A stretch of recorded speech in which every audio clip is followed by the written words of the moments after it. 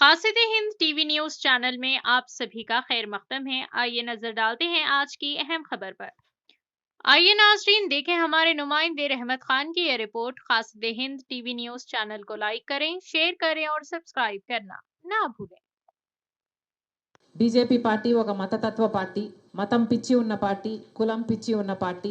మతం పేరుతో కులం పేరుతో ఎన్ని రాజకీయాలు చేసిందో దానికి బలైపోయిన ఎంతో మంది మైనారిటీలు, గోద్రా అయితేనేమి, మణిపూర్ అయితేనేమి, ఇలాంటి అన్ని చూడడం జరిగింది. బీజేపీ దేశ సంపదని దోచిపెట్టి అదాని లాంటి వాళ్ళని పోషిస్తుందన్న సంగతి ఇప్పటికే అర్థమైపోయింది. అంతేకాదు ప్రభుత్వ వ్యవస్థలను, ఆఖరికి అది ఈసీ అయినా, ఆర్బీఐ అయినా, స్టాక్ ఎక్స్చేంజ్ అయినా, ఈడీ అయినా, సిబిఐ అయినా, ఇన్కమ్ ట్యాక్స్ అయినా, ఇలా ప్రతి ప్రభుత్వ వ్యవస్థని కూడా తమ గుప్పిట్లో పెట్టుకొని స్వార్థ రాజకీయాల కోసం ఎలా వాడుకుంటున్నారో చూస్తున్నాం. ఇవన్నీ సరిపోలేదన్నట్టు ఇప్పుడు మన దేశాన్ని కాషాయమయం చేయడానికి బీజేపీ పూనుకుంది. అందులో భాగంగా దేశ చరిత్రనే మార్చే ప్రయత్నం చేస్తుంది.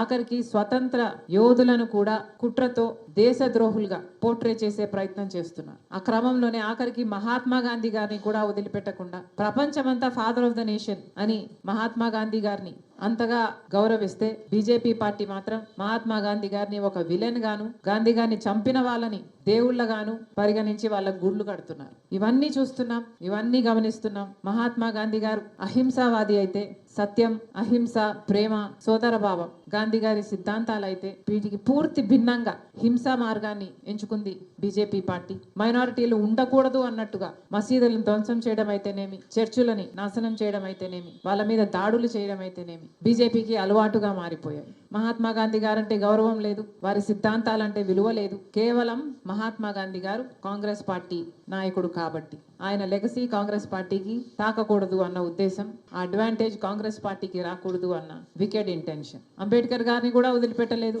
అంబేద్కర్ గారు వర్గాల వాళ్ళలో వెలుగులు నింపిన వాడు. అంబేద్కర్ గారు ఈరోజు మన దేశంలో అన్టచబిలిటీ లేదు అంటే దానికి కారణం అంబేద్కర్ లాంటి గొప్ప నాయకులు. అంతేకాదు మన రాజ్యాంగాన్ని రూపొందించిన వారు. ఈరోజు మనకు ఓటు ఉంది అన్న, సమాజంలో ఈక్వాలిటీ ఉంది అన్న, జస్టిస్ ఉంది అన్న, ఇవన్నీ రాజ్యాంగం మనకిచ్చిన హక్కులు. సమాజంలో అందరూ స్వేచ్ఛగా, సమానంగా, సగర్వంగా బతికే అవకాశం మనకు రాజ్యాంగం ఇస్తుంది. అంతటి అంబేద్కర్ గారిని కూడా పార్లమెంటులో ఎంత హేళన చేశారో, ఎంత అవమానించారో ఇవన్నీ చూస్తున్నాం. బేసిక్గా దళితులు అంటేనే పడదు బీజేపీ పార్టీకి. దళితులంటేనే చిన్నచూపు బీజేపీ పార్టీకి. కులగణన చేయాలి అని కాంగ్రెస్ పార్టీ ఎప్పటి నుంచో అడుగుతుంది, డిమాండ్ చేస్తుంది, కానీ ఇంతవరకు చేపట్టలేదు.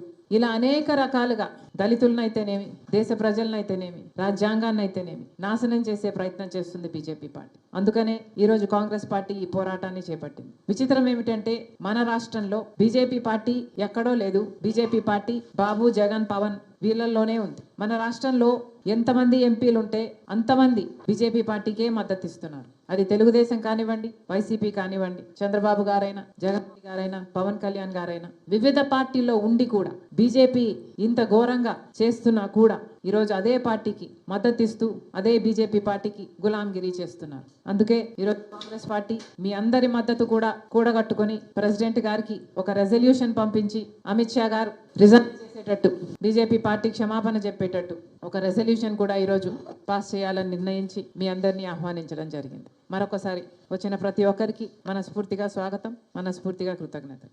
Thank you.